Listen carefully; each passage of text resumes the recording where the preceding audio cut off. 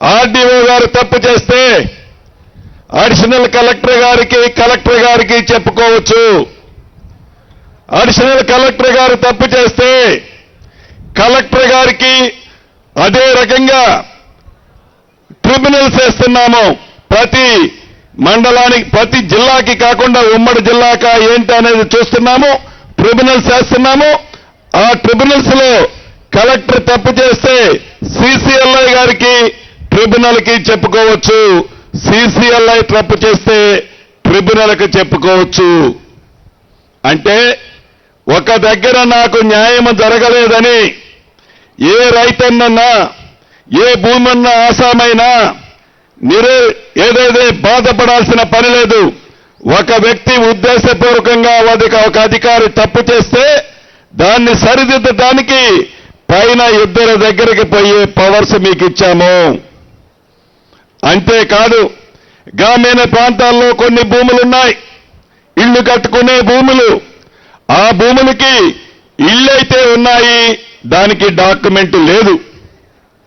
అటువంటి అబాధీ భూములకు కూడా, అంటే ఇల్లు కట్టుకొని పెరళ్లతో సహా ఉన్న భూములకి టైటిల్ లేదు. అటువంటి భూములను అబాధీ భూములు అంటాము, శిఖమ భూములు అంటాము. వాటికి కూడా డాక్యుమెంట్ ఇచ్చే కార్యక్రమాన్ని ఈ భూభారతిలో పెట్టుకున్నాము. అంతేకాదు, భవిష్యత్తులో రాబోయే రోజుల్లో ఎవరైనా భూమి అమ్ముకొని భూమి కొనుక్కునే వాళ్ళు రిజిస్ట్రేషన్ చేసుకోవాలి అంటే సరిహద్దులతో ఉన్న మ్యాపును పెట్టి రిజిస్ట్రేషన్ చేసుకునే అవకాశాన్ని కల్పించాము. ఎందుకంటే భవిష్యత్తులో కష్టపడి సంపాదించిన ఆస్తి పంచాయతీల పాలు కావద్దు అన్నది ఈ భూభారతి యొక్క ముఖ్య ఉద్దేశము. అంతేకాదు, అమ్మకుండా ఉన్నా నా భూమికి సరిహద్దులతో నేను మ్యాప్ ఇస్తాను, ఆ మ్యాప్ని అప్రూవ్ చేయండి అని ఏ రైతన్నన్నా అడిగితే దాన్ని కూడా అప్రూవ్ చేపిస్తాము. అంతేకాదు, ఈనాడు సర్వేర్లు లేక చాలా ప్రాంతాల్లో ఇబ్బంది పడుతున్నారు.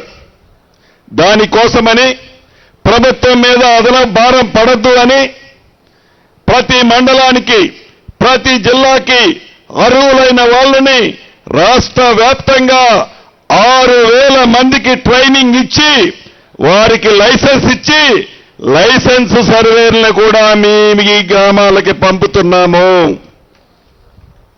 అంటే పేదోడి కష్టం తెలిసిన ప్రభుత్వం, పేదోడికి అండగా ఉండే ప్రభుత్వం అంటే ఒక చట్టం చేస్తే ఇన్ని రకాలుగా పరిపరి విధాలుగా ఆలోచిస్తుంది. అంతెందుకు, చట్టం చేశాం, చట్టానికి నియమ నిబంధనలు కూడా చేయాలి. ఆనాడు 2020లో చట్టం చేస్తే ఆ ధరణి చట్టం, దానికి నియమ నిబంధనలే లేవు. 3.5 సంవత్సరాలైనా మన భూభారతి చట్టము చేసిన 90 రోజుల్లోనే నియమ నిబంధనలు కూడా ప్రజల అవసరాల కోసం అధికారులతో, రిటైర్డ్ అయిన అధికారులతో, మేధావులతో చర్చించి విధి విధానాలను కూడా నిర్మించుకోవడం జరిగింది ఈ భూభారతి చట్టంలో. చివరగా మీకు చెప్పదలుచుకున్నది ఒక్కటే, ఏ నిర్ణయం తీసుకున్నా మన ఇందిరమ్మ ప్రభుత్వంలో 4 గోడల మధ్య గౌరవ ముఖ్యమంత్రి రేవంత్ రెడ్డి గారు, శ్రీనివాసరెడ్డి గారు, సీతక్కనో, సురేఖక్కనో, మిగతా మంత్రులమో నిర్ణయం తీసుకోం. ఏ నిర్ణయం తీసుకున్నా ప్రజలు ఏమనుకుంటున్నారు, ప్రజలు ఏమి కోరుకుంటున్నారు, మనం చేసే కార్యక్రమం ప్రజలకు అందుతుందా లేదా, నిజంగా ప్రజలకు అందే దాంట్లో మనం ఏదైనా నిర్ణయం తప్పు తీసుకుంటే దేశజానికి పోకుండా తీసుకున్న నిర్ణయాన్ని సరిదిద్దుకోవటానికి కూడా మన ఇందిరమ్మ ప్రభుత్వంలో సిగ్గుగా భావించాం. సిగ్గని అనుకోము. ఏమో తెలియక తప్పు చేశాం, ప్రజలు కోరుకుంటుంది ఇది కోరుకుంటుంది కాబట్టి తప్పకుండా ప్రజలు కోరుకున్నదే మనం చేద్దామని నిర్ణయం తీసుకుంటాము తప్ప దొరగారు తీసుకున్న నిర్ణయం నేను అడుగు వెనక్కేను అనే విధంగా కాకుండా ప్రజల ఉపయోగం కోసం ప్రజలకి ఉపయోగపడే విధమైన నిర్ణయాలు తీసుకోవడానికి మన ఇందిరమ్మ ప్రభుత్వం పనిచేస్తుంది.